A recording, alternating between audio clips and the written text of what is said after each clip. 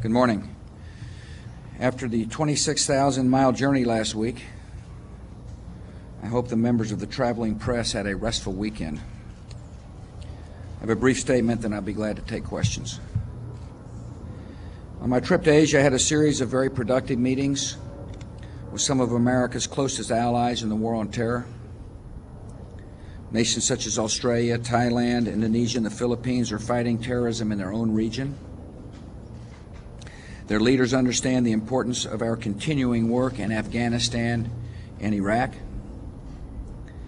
Liberating the people of those nations from dictatorial regimes was an essential step in the war on terror. And the world is safer today because Saddam Hussein and the Taliban are gone. We're now working with many nations to make sure Afghanistan and Iraq are never again a source of terror and danger for the rest of the world. Our coalition against terror has been strengthened in recent days by UN Security Council Resolution 1511, which endorses a multinational force in Iraq under U.S. command, encourages other nations to come to the aid of the Iraqi people. Last week, a donor conference in Madrid brought together more than 70 nations to discuss future contributions to Iraqi reconstruction. America appreciates the recent announcements of financial commitments to Iraq offered by many of the donors at the conference.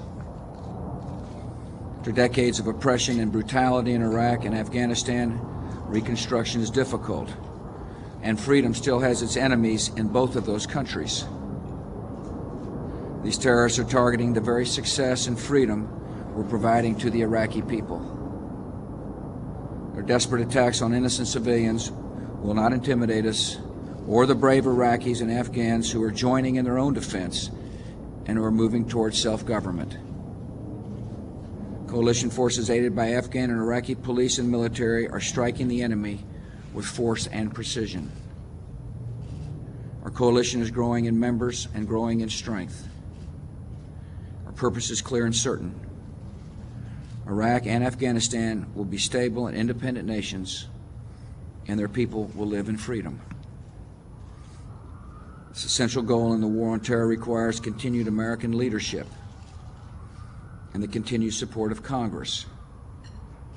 The House and the Senate are now considering my supplemental request for operations in Iraq and Afghanistan. Most of this money is for the safety and success of our military, for their pay, for their weapons, ammunition, body armor, vehicles, fuel, and for every other resource they need to carry out their mission. Part of the money is for reconstruction, from the training of Afghan and Iraqi police and military personnel to the building of schools and clinics. These funding requests are just as critical to the overall success in Iraq. I commend the House and the Senate for approving the supplemental request. I urge both houses of Congress to reach agreement soon on a final bill so these vital funds can go quickly to where they are needed. I also ask Congress to move forward on elements of my agenda for growth and jobs. The shocks of the stock market decline, recession, terrorist attack, and corporate scandals. Our economy is showing signs of broad and gathering strength. America is starting to add new jobs. Retail sales are strong. Business profits are increasing. The stock market has been advancing. Housing construction is surging, and manufacturing production is rising. All of us can be optimistic about the future of the economy, but we cannot be complacent. We'll not be satisfied until every American who's looking for work can find a job. So I propose additional measures to keep the economy on the path to greater job creation, taking action to control the rising cost of health care, protecting businesses from junk lawsuits, by cutting needless and costly government regulations, by making permanent the tax cuts that have helped our economy. One action Congress should take immediately is to pass a comprehensive energy bill, which I proposed more than 2 years ago. Our entire economy depends on steady, affordable supplies of energy. We must encourage conservation, promote efficient technology, modernize our electricity grid, and increase energy production here at home. the closing months of this year, Congress should also complete the vital work of strengthening and modernizing Medicare. The best way to provide our seniors with modern medicine, including prescription drug coverage and better preventative care, is to give them more choices under Medicare. When seniors have options, health plans will compete for their business by offering better coverage at affordable price. American seniors are counting on these reforms. I look forward to signing them into law. Finally, the United States Senate must step up to serious constitutional responsibilities. I have nominated many distinguished and highly qualified Americans to fill vacancies on the federal district and circuit courts. Because of a small group of senators is willfully obstructing the process, some of these nominees have been denied up or down votes for months, even years. More than one-third of my nominees for the circuit courts are still awaiting a vote. The needless delays in the system are harming the administration of justice, and they are deeply unfair to the nominees themselves. The Senate Judiciary Committee should give a prompt and fair hearing to every single nominee and send every nomination to the Senate floor for an up or down vote. Finally, of course, we are monitoring the fires in California. FEMA Director Brown is in the state. I express my deep concerns and sympathies for those whose lives have been hurt badly by these fires. The federal government is working closely with the state government to provide the resources necessary to help the brave firefighters do their duty. With that, I'll be glad to answer some questions, starting with Terry Hunt. Mr. President, you just spoke about the suicide bombers in Iraq as being desperate, but as yesterday's attacks show, they're also increasingly successful and seem to be trying to send a warning to institutions like the police and the Red Cross not to cooperate with the United States. Has the United States been able to identify who's behind this surge of attacks, where they come from, and how to stop them? I think it's a very interesting point you make in your question. They're trying to send a warning. Basically, what they're trying to do is cause people to run. You know? They want to kill and create chaos. That's the nature of a terrorist. That's what terrorists do. They commit suicide acts against innocent people and then expect people to say, well, gosh, we better not try to fight you anymore. We're trying to determine the nature of who these people were, but I would tell you, I would assume that they're either or, and probably both Baathists and foreign terrorists. The Baathists try to create chaos and fear because they realize that a free Iraq will deny them the excessive privileges they had under Saddam Hussein. The foreign terrorists are trying to create conditions of fear and retreat because they fear a free and peaceful state in the midst of a part of the world where terror has found recruits, that freedom is exactly what terrorists fear the most. And so as I said yesterday, we will not be intimidated. I said today again that they're not going to intimidate America, and they're not going to intimidate the brave Iraqis who are actively participating in securing the freedom of their country. Steve. If there are foreign terrorists involved, why aren't Syria and Iran being held accountable? Yeah. Well, we're working closely with those countries to let them know that we expect them to enforce borders, prevent people from coming across borders, if in fact we catch them doing that. The coalition forces have stepped up border patrol efforts. There are now more Iraqis patrolling the border. We are mindful of the fact that some might want to come into Iraq to attack and to create conditions of fear and chaos, and that's why General Abizaid in his briefing to me yesterday talked about the additional troops we have on the borders. And that is why it is important that we step up training for Iraqis, Border Patrol agents, so they can enforce their own borders. John. Mr. President, thank you. As you know, the chairman of the commission investigating the September 11th attacks wants documents from the White House and said this week that he might have to use subpoena power. You have said there's some national security concerns about turning over some of those documents to people outside of the executive branch. Will you turn them over, or can you at least outline for the American people what you think is a reasonable compromise so that the commission learns what it needs to know and you protect national security if you think it's that important? It is important for me to protect national security. You're talking about the Presidential Daily Brief. It's important for the writers of the Presidential Daily Brief to feel comfortable that the documents won't ever be politicized and or unnecessarily exposed for public purview. And so therefore, the first statements out of this administration were very protective of the presidential prerogatives of the past and to protect the right for other presidents, future presidents, to have a good Presidential Daily Brief. Now, having said that, we want to work with Chairman Kaine and Vice Chairman Hamilton, and I believe we can reach a proper accord to protect the integrity of the daily brief process and at the same time allow them a chance to take a look and see what was in the daily briefs that they would like to see. Well, we're working out the procedures. My only point is I do want to be helpful to Chairman Kaine and Lee Hamilton.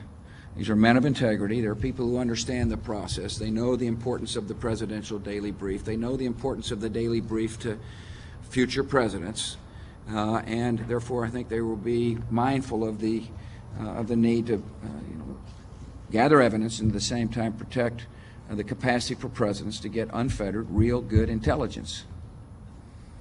Nora. Mr. President, if I may take you back to May 1st, when you stood on the USS Lincoln under a huge banner that said "Mission Accomplished." At that time, you declared major combat operations were over, but since that time, there have been over 1,000 wounded, many of them amputees who were recovering at Walter Reed. 217 killed in action since that date. Will you acknowledge now that you were premature in making those remarks? Nora, I think you ought to look at my speech. I said Iraq's a dangerous place, and we've got hard work to do. There's still more to be done. And we had just come off a very successful military operation. I was there to thank the troops. The mission accomplished sign, of course, was put up by the members of the USS Abraham Lincoln saying that their mission was accomplished. I know it was attributed somehow to some ingenious advance man from my staff. They weren't that ingenious, by the way. But my statement was a clear statement, basically recognizing that this phase of the war for Iraq was over, and there was a lot of dangerous work, and it's proved to be right. It is dangerous in Iraq. It's dangerous in Iraq because there are people who can't stand the thought of a free and peaceful Iraq. It is dangerous in Iraq because there are some who believe that we're soft, that the will of the United States can be shaken by suiciders. And suiciders who are willing to drive up to a Red Cross center, a center of international help and aid and comfort, and just kill. It's the same mentality, by the way, that attacked us on September the 11th, 2001. We'll just destroy innocent life and watch the great United States and their friends and allies, crater in the face of hardship. It's the exact same mentality. And Iraq is a part of the war on terror. I said it's a central front, a new front in the war on terror, and that's exactly what it is. And that's why it's important for us to be tough and strong and diligent. Our strategy in Iraq is to have our strike forces ready and capable to move quickly as we gather actionable intelligence. That's how you deal with terrorists. Remember, these are people that are willing to hide in societies and kill randomly, and therefore the best way to deal with them is to harden targets, harden assets as best as you can. That means blockades and inspection spots. And as you noticed yesterday, one fellow tried to was done in as he tried to conduct a suicide mission. In other words, an Iraqi policeman did their job, but as well that we got to make sure that that not only we harden targets, but that we get actionable intelligence to intercept the missions before they begin. That means more Iraqis involved in the intelligence gathering systems in their country, so that they are active participants in securing the country from further harm. Remember, the action in Iraq was to get rid of Saddam Hussein was widely supported by the Iraqi people, and the actions that we're taking to improve their country are supported by the Iraqi people. And it's going to be very important for the Iraqi people to play an active role in fighting off the few who are trying to destroy the hopes of the many. You've heard me say that before. That's just kind of the motto of the terrorists. It's the way they operate. Plant. Mr. President, thank you. In recent weeks, you and your White House team have made a concerted effort to put a positive spin on progress in Iraq. And at the same time, there's been a much more somber assessment in private, as with Secretary Rumsfeld's memo. And there are people out there who don't believe that the administration is leveling with them about the difficulty and scope of the problem in Iraq. Yeah, I can't put it any more plainly. Iraq's a dangerous place. That's leveling. It is a dangerous place. What I was saying is there's more than just terrorist attacks that are taking place in Iraq. There's schools opening. There are hospitals opening. The electricity, the capacity to deliver electricity to the Iraqi people is back up to pre-war levels. We're nearly 2 million barrels of oil a day being produced for the Iraqi people. As I was just saying, we got to look at the whole picture. That what the terrorists would like is for people to focus only on the conditions which create fear, and that is the death and the toll being taken. Now, Iraq's a dangerous place, Bill, and I can't put it any more bluntly than that. I know it's a dangerous place. And I also know our strategy to rout them out, which is to encourage better intelligence and get more Iraqis involved and have our strike teams ready to move, is the right strategy. People are constantly taking a look at the enemy. In other words, one of the hallmarks of this operation in Iraq, as well as Afghanistan, was the flexibility we've given our commanders. You might remember the kind of the stuck in the desert scenario that during the dust storms that we were advancing to Baghdad, and all of a sudden we got stuck. And but remember that at that period of time, it also became apparent that Tommy Franks had the flexibility necessary to adjust based upon, in this case, weather conditions and what he found. And that's exactly what's taking place on a regular basis inside of Iraq. The strategy remains the same. The tactics to respond to, more suiciders driving cars, will alter on the ground. More checkpoints, whatever they decide, how to harden targets will change. And so we're constantly looking at the enemy and adjusting. And Iraq's dangerous. And it's dangerous because terrorists want us to leave. And we're not leaving. Let's see. Terry. Then you, Stretch. Thank you, sir. Mr. President, your policies on the Middle East seem so far to have produced pretty meager results as the violence between Israelis and Palestinians. Major or meager? Meager. Oh, okay. Meager. Meager. As the violence between Israelis and Palestinians continues. And as you heard last week from Muslim leaders in Indonesia, your policies are seen as biased towards Israel, and I'd like to ask you about that. The government of Israel continues to build settlements in occupied territories, and it continues to build the security fence which Palestinians see as stealing their land. You've criticized these moves mildly a couple of times, but you've never taken any concrete action to back up your words on that. Will you? My policy in the Middle East is pretty clear. We're for a two-state solution. We want there to be a Palestinian state living side by side with Israel. Now, in order to achieve a two-state solution, there needs to be a focused effort by all concerned parties to fight off terror. There are terrorists in the Middle East willing to kill to make sure that a Palestinian state doesn't emerge.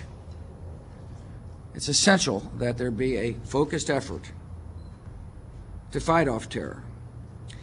The Abu Mazen came here at the White House. You were here. You witnessed the press conference. He pledged a focused and concerted effort to fight terror so that we could have a Palestinian state emerge.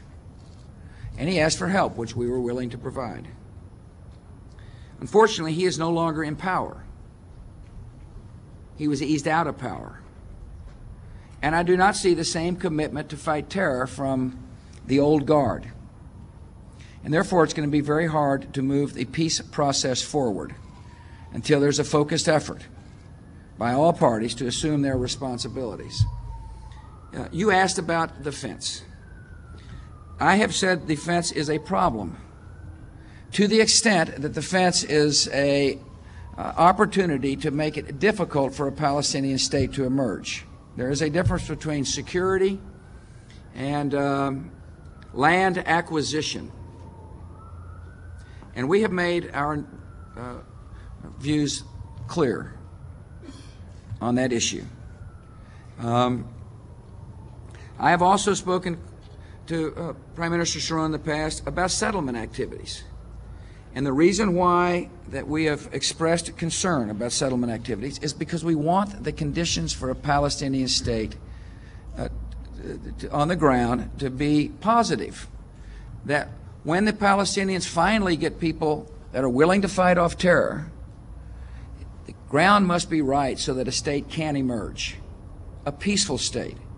This administration is prepared to help the Palestinians develop an economy.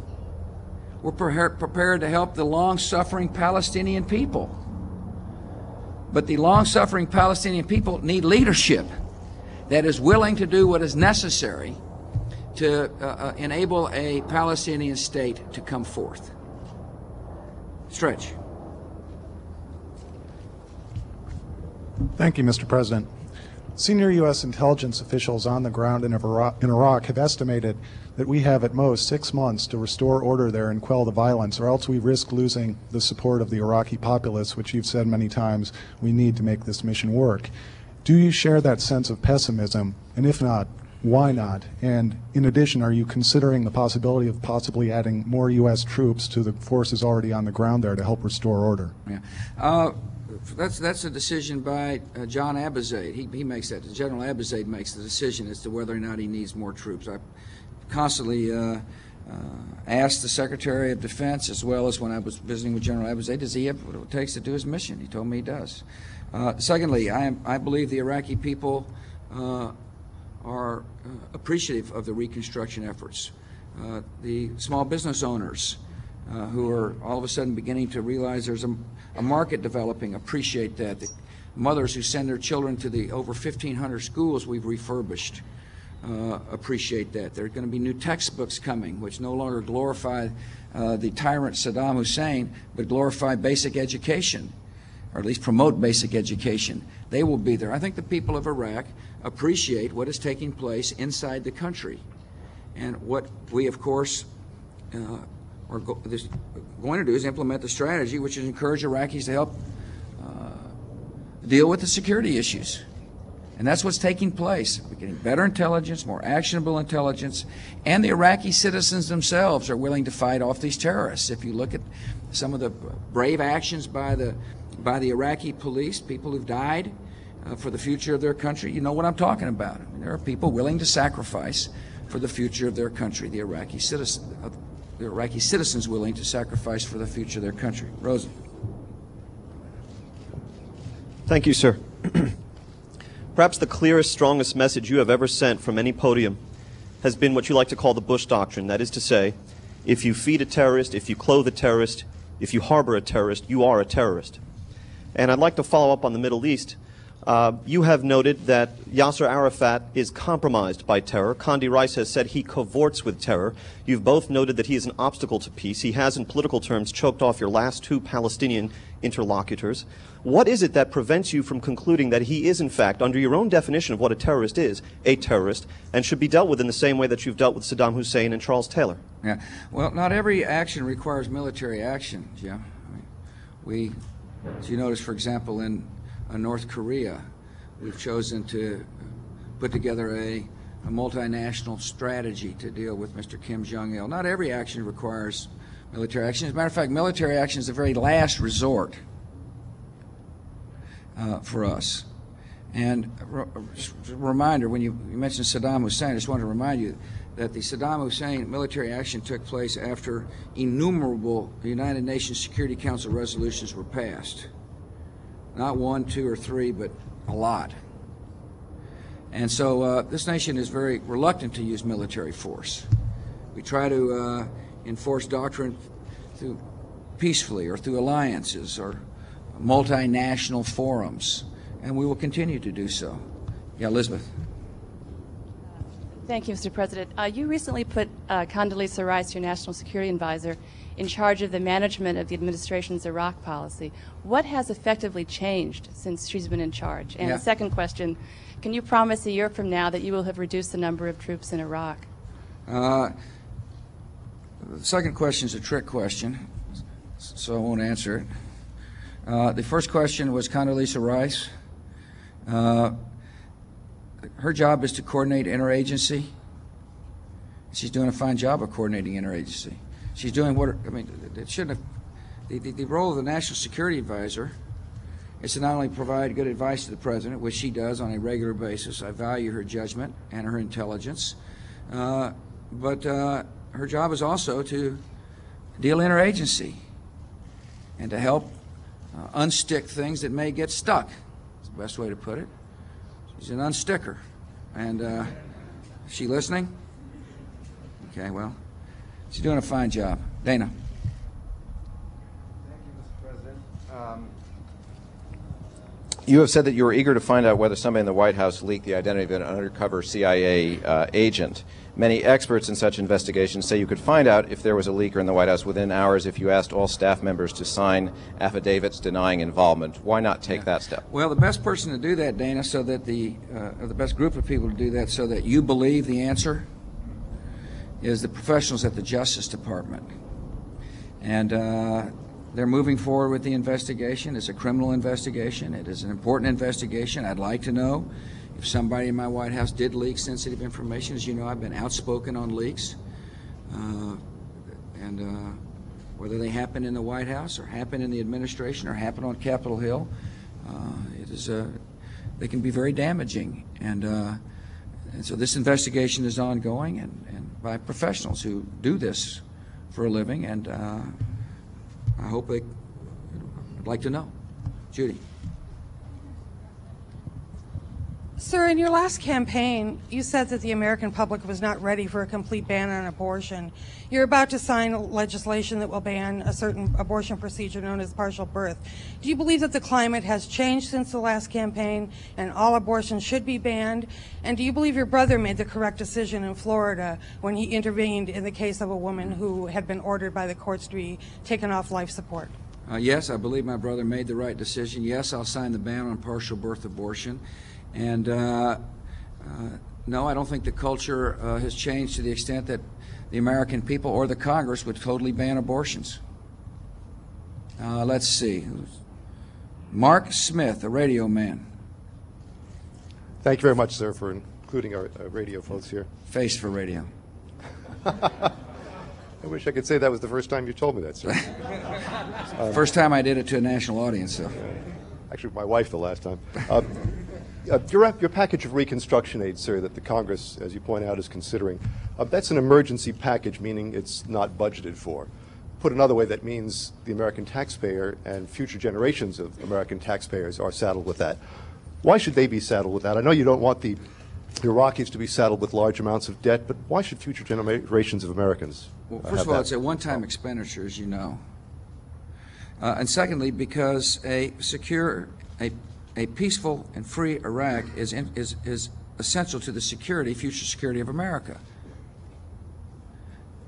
First step was to remove Saddam Hussein because he was a threat, a gathering threat, as I think I put it. And secondly is to make sure that in the aftermath of removing Saddam Hussein, that we have a free and peaceful country in the midst of a very troubled region. It's an historic opportunity. And I will continue to make that case to the American people. It's a chance to have a more secure future for our children. It's essential we get it right. You know, I was struck by the fact when I was in Japan recently that my relations with Prime Minister Koizumi are very close and personal. And I was thinking about what happened if, in the post-World War II era, we hadn't won the peace as well as the war. I mean, would I have had the same relationship with Mr. Koizumi? Would I be able to work closely on crucial relations? I doubt it. I doubt it. In other words, we've got very close alliances now as a result of not only winning a war, but doing the right things in the post-war period. And I believe that a free and peaceful Iraq will help affect change in that neighborhood. And that's why I've asked the American people to foot the tab for $20 billion of reconstruction. Others are stepping up as well, $13 billion out of the Madrid conference, which may be just only a beginning. And by the way, in the Madrid conference, most of the money came from the World Bank and the IMF, which are lending institutions, as you know. The Iraqi oil revenues, excess Iraqi oil revenues, coupled with private investment, should make up the difference to fund the estimates of what the World Bank thought was necessary to help that country grow. Excuse me, not particularly since you interrupted me, no.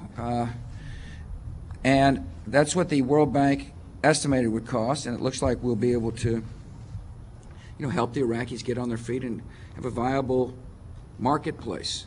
Bill Douglas. In speaking on Abu Mazen, do you feel this administration did everything it could to help him out with his situation? Yeah, I do.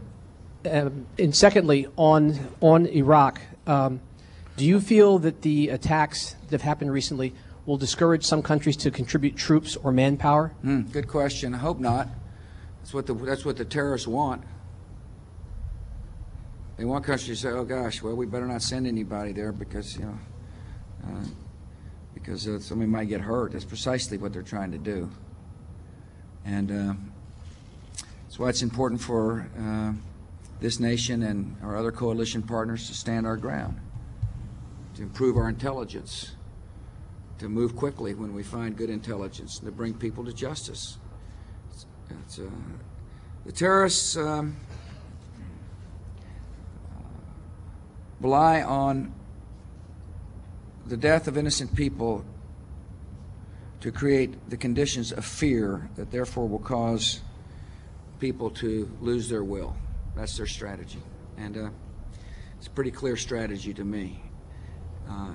This country will stay the course. We'll do our job. And it's to our interest that we do our job. It's in our interest we do our job. A free world. A free Iraq is essential to creating conditions of peace. See, that's what this is all about. This is how do we achieve a peaceful tomorrow? How do we do our duty for our children and our grandchildren? We must never forget the lessons of September the 11th. The terrorists will strike, and they will kill innocent life. Not only in front of a Red Cross headquarters, they will strike and kill in America, too. We are at war. I said right after September the 11th, this would be a different kind of war. Sometimes you'd see action, and sometimes you wouldn't. It's a different kind of war than what we're used to. And Iraq is a front on the war on terror, and we will win this particular battle in the war on terror. And it's dangerous, and it's tough. And at the same time that we're confronting the danger, we're also helping rebuild a society. We put in a new currency in place. For the financial types who are here, you understand how difficult that assignment is, and yet it seems to be going well. It's an achievement that is a very important achievement for the future of Iraq. A stable currency, a new currency, a currency without the picture of the dictator or the tyrant or the torturer, however you want to define him, is important for the future. And that's taking place. There's a market developing. There are women-owned small businesses now beginning to flourish in Iraq. And there's positive things happening in the midst of the danger. And I hope that countries, when they take a look at the situation there, understand the nature of the terrorists and the strategy of the terrorists, and don't back off. Tom Hamburger, you got a question? If not, make one up. Mr. President, tonight you're meeting with Muslim leaders at Yes. an iftar dinner, and I wondered if you could tell us your reaction when you encountered Muslim leaders in Indonesia. Were you surprised at the hostility they expressed towards the United States and towards your policies, both in the Middle East? And also, I understand that some of them brought up specific comments made by General Boykin. Yeah, they did. And I wondered if you would address those comments and whether you think that General Boykin ought to be disciplined or resign. Sure, I appreciate that.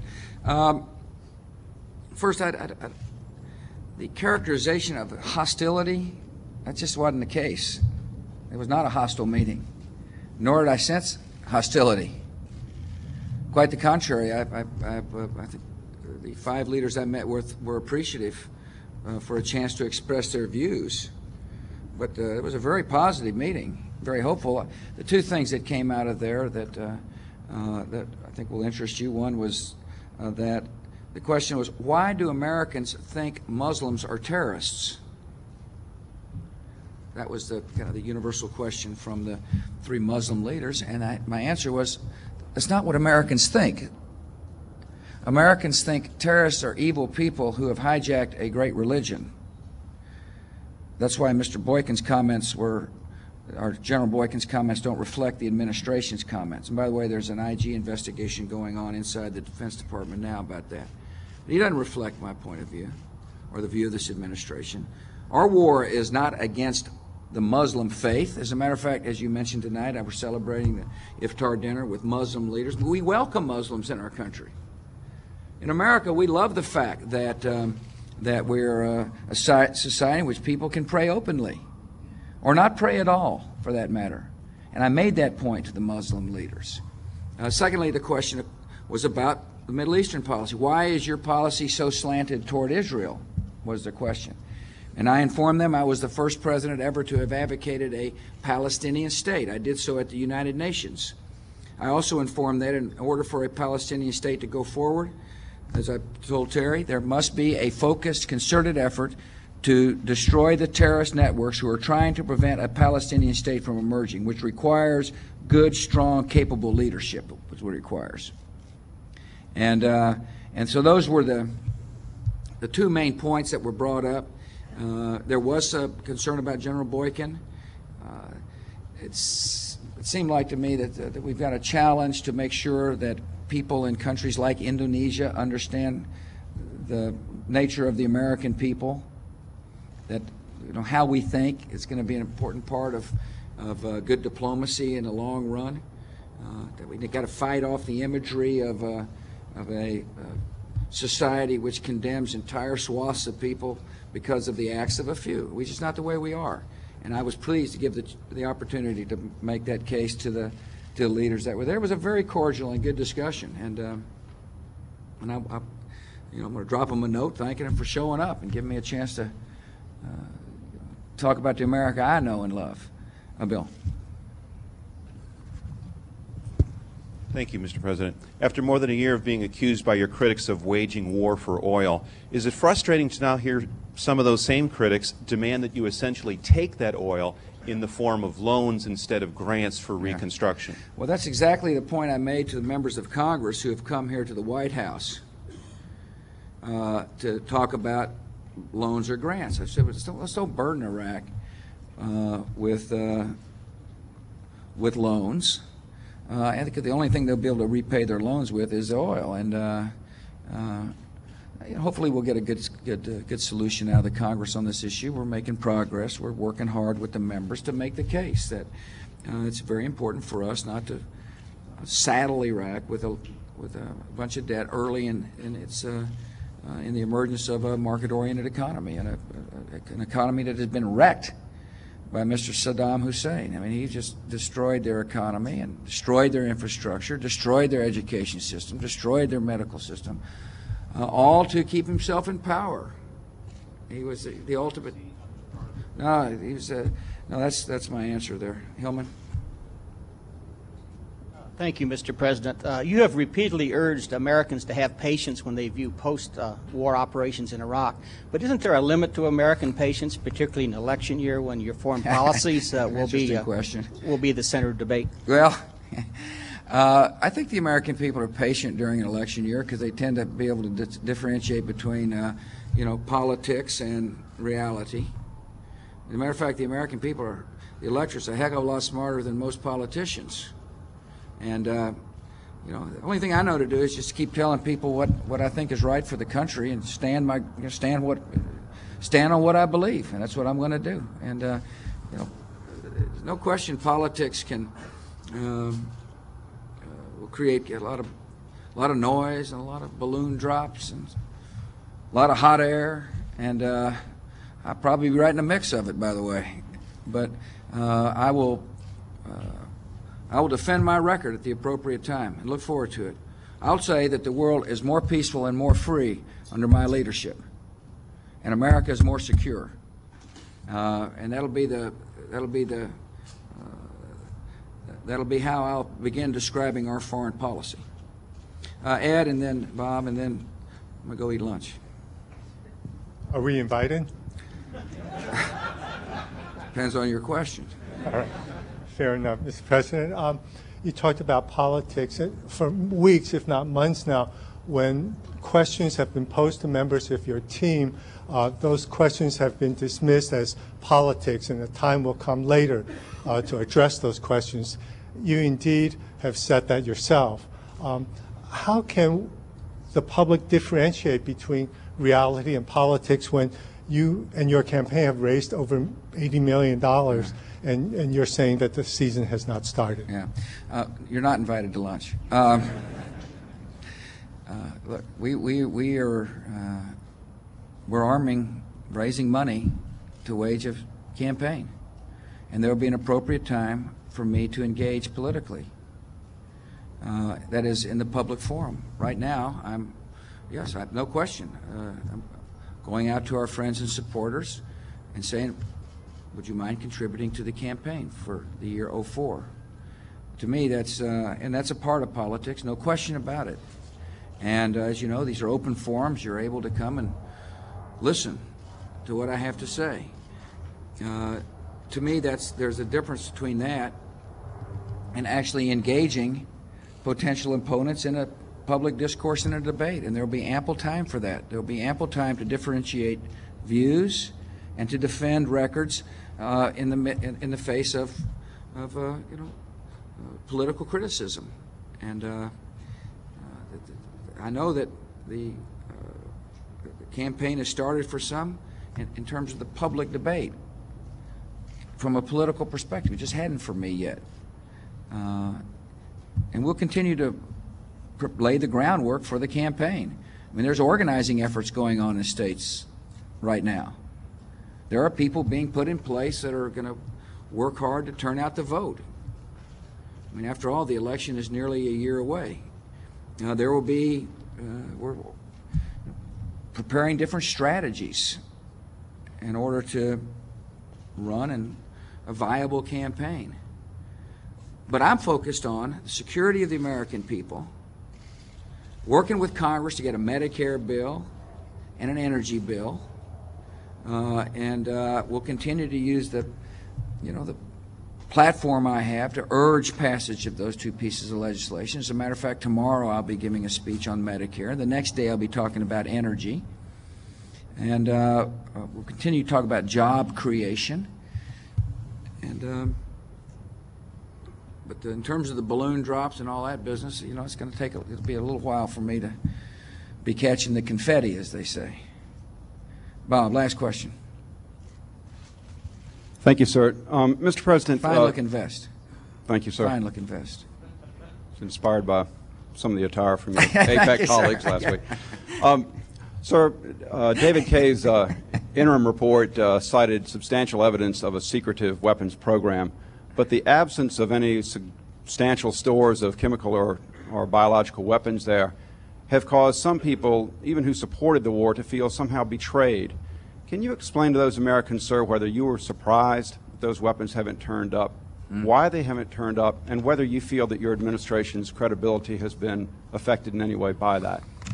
David Kaye's report said that Saddam Hussein was in material breach of 1441, which would have been casus belli. In other words, he had a weapons program, he's disguised the weapons program, he had ambitions, and I felt the report was a very interesting first report, because he's still looking for to find the truth. And the American people know that Saddam Hussein was a gathering danger, as I said. And he was a gathering danger. And the world is safer as a result for us removing him from power, us being more than the United States, Britain and other countries who are willing to participate, Poland, Australia, are all willing to join up to remove this danger. And the intelligence that said he had a weapons system was intelligence that had been used by a multinational agency, the UN, to pass resolutions. It had been used by my predecessor to conduct bombing raids. It was intelligence gathered from a variety of sources that clearly said Saddam Hussein was a threat. And given the attacks of September the 11th, it was, we needed to enforce UN resolution for the security of the world, and we did. We took action based upon good, solid intelligence. It was the right thing to do to make America more secure and the world more peaceful. And David Kaye continues to ferret out the truth. This is a man, Saddam Hussein is a man who hid programs and weapons for years. He's a master at hiding things. And so David Kaye will continue his search. But one of the things that he first found was that there is clear violation of UN Security Council Resolution 1441. Material breach, they call it in the diplomatic circles. Casus belli means that would have been a cause for war. In other words, he said it's dangerous. And we were right to enforce UN resolutions as well. It's important for the UN to be a credible organization. You're not credible if you issue resolutions and then nothing happens. Credibility comes when you say something's going to happen and then it does happen. And in order to keep the peace, it's important for there to be credibility in this world, credibility on the side of freedom and hope. Thank you all.